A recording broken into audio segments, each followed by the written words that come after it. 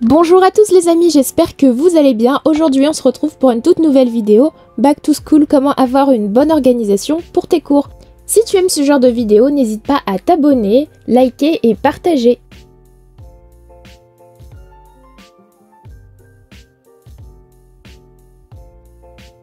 Donc c'est parti pour la première astuce. Donc premièrement, je vous conseille de ranger votre bureau et tout simplement ranger ses tiroirs. Donc moi, là, comme vous pouvez le voir, je vais ranger tous les stylos que j'avais achetés auparavant. Et donc, vous pouvez faire le tri de ce que vous souhaitez garder et ce que vous ne voulez plus garder. Et ensuite, moi, je vais le ranger dans une boîte de rangement que je vais mettre par la suite dans mon tiroir. Et donc tout cela vous permettra de voir plus clair pendant l'année lorsque vous voudrez prendre de nouvelles fournitures.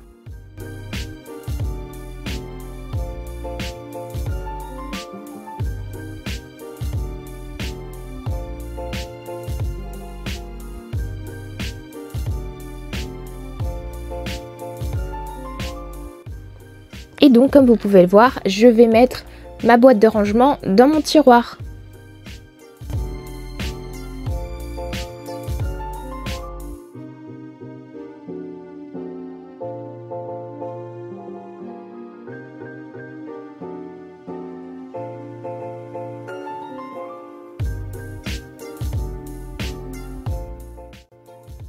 Pour cette deuxième astuce, je vous conseille d'utiliser des semainiers. Donc grâce à ça, vous allez pouvoir organiser vos cours et vos examens. Donc là, je vais vous montrer plusieurs types de weekly planner ou de semainiers. Comme vous pouvez le voir dans ce premier carnet, il y a un timetable. Donc c'est l'endroit où vous pourriez mettre votre emploi du temps, donc lorsque vous rentrerez chez vous. Il y a également des to-do list et vous pouvez marquer tout ce que vous devez faire. Et tout cela va vous permettre de bien vous organiser. Donc pour ce deuxième type de carnet, vous pouvez également l'utiliser comme planning. Donc c'est-à-dire que lorsque vous allez faire vos devoirs, vous allez marquer votre temps de travail. Vous allez ensuite faire des pauses bien évidemment. Et vous avez toujours cette petite checklist lorsque vous auriez terminé vos tâches. Pour cette astuce numéro 3, je vous conseille d'utiliser ce type de carnet avec des intercalaires. Ce qui va vous permettre de bien séparer vos cours. Et donc avec chaque couleur différente, vous allez donc associer une couleur à un cours. Comme ça, vous serez sûr de ne perdre aucun cours pendant l'année. Et je trouve que ce type de cahier permet de rester également organisé. Et c'est quand même mieux que les feuilles simples qui deviennent des feuilles volantes au cours de l'année. Pour cette quatrième astuce, je vous conseille d'utiliser des post-it. Donc moi, avec ces post-it, je vais venir faire mes propres to-do list. Donc soit vous pouvez en acheter directement au magasin, mais je trouve que c'est beaucoup plus simple sur des post-it, car vous pourrez ensuite les accrocher sur votre mur et ça vous permettra de voir l'ensemble des choses que vous aurez à faire.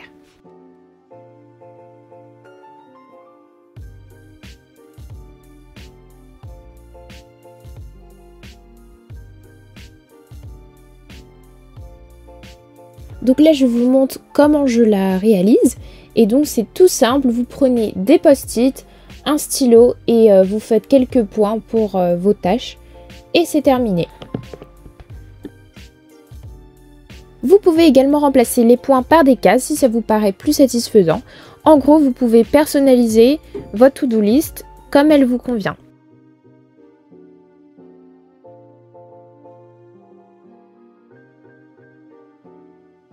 Pour cette cinquième astuce, je vais encore utiliser des post-it, mais cette fois-ci d'une couleur différente.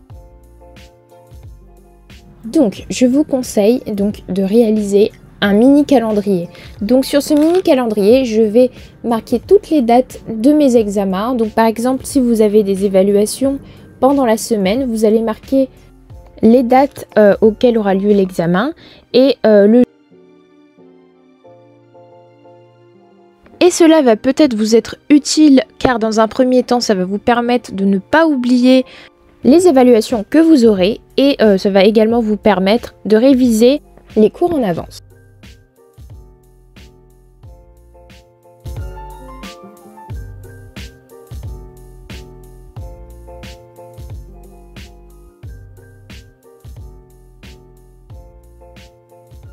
Là, je vous montre comment vous pouvez présenter votre petit calendrier que vous allez par la suite accrocher ou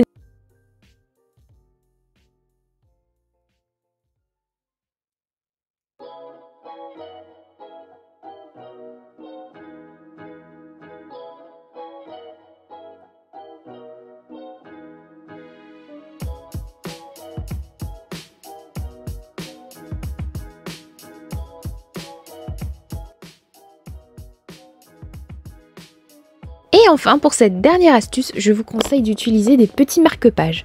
Donc comme vous pouvez le voir, j'ai plusieurs petits marque-pages en couleur et vous allez choisir justement une couleur que vous souhaitez et vous allez vous en servir pour classer vos cours. Par exemple, lorsque vous auriez terminé d'apprendre un cours, vous pouvez le mettre en une couleur ou vous pouvez l'utiliser d'une autre façon. Et bien voilà les amis, cette vidéo est donc terminée. J'espère que ces astuces vous auront aidé. Si c'est le cas, dites-le moi en commentaire et je vous souhaite une très bonne rentrée. À bientôt!